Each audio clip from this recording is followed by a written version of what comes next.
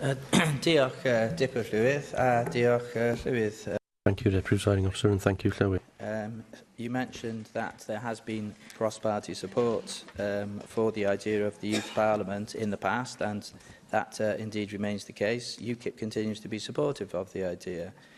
We recognise that there are many challenges and issues facing young people in Wales today, and having a regular channel of communication between the Assembly on the one hand and a kind of youth wing of the Assembly on the other can be no bad thing.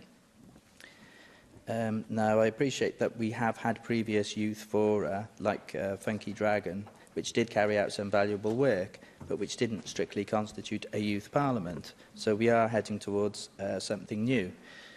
I was going to ask you, Llywydd, how you see the Youth Parliament taking shape in future, but of course you did make the point earlier that what you actually want, one of the things you want, is that you want the Parliament itself, the Senedd Ieuenctid, to give it its alternative name, you want that body to itself make the suggestion of how they see their role going forward, which I think is a very good idea.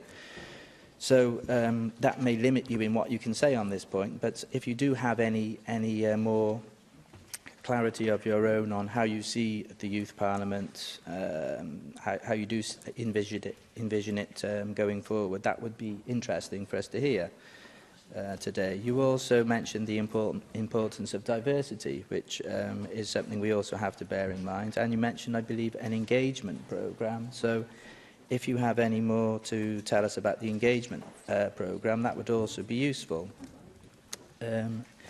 We do have something that's about to take place on the Equalities and Local Government Committee, which is an inquiry into disengagement from politics of various groups. And I believe one of the themes that we are addressing is a general theme of disengagement from politics of the young, which was a suggestion which initially came from Jack Sargent, who I notice he's here, so he may well expand on this. But I just wondered if our inquiry may actually help in what the work you're doing with developing the Senedd Ieuenctid. So I await further developments. Diolch yn fawr. Okay. Thank you for the support of UKIP for the establishment of the Senedd Ieuenctid and for the issues that you've identified there, and in particular the issue about the relationship between the Youth Parliament and our Parliament. And as I said earlier, then it is for the Youth Parliament to decide on its own priorities and its own ways of working and how it wants that relationship to happen. But I think the important point in terms of committees, this chamber, government as well, is that